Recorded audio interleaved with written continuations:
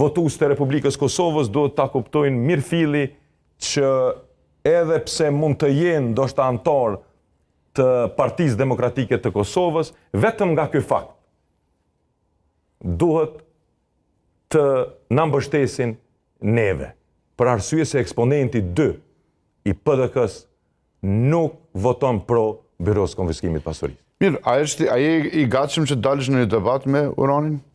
Me Uranin në çdo moment, pas zgjedhjeve së 7 qershorit, në çdo moment jam i gatshëm dhe ftoj publikisht të dalim në një debat televiziv dhe të tregojmë se kush është Ejop Ahmeti, edhe ai të tregon për veten e tij kush është Urani Ismaili.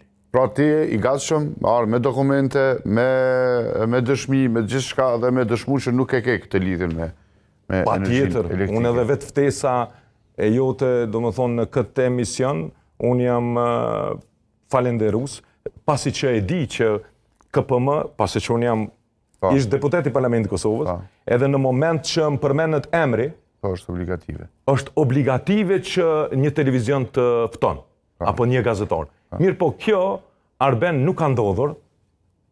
Edhe që nuk të kam ftu? Nuk më kam ftu. Nuk më kam ftu. Okej. Në një debat televiziv apo në një intervist televizive, ku unë mund shprehem dhe ta tregoj të vërtetën dhe vetëm të vërtetën.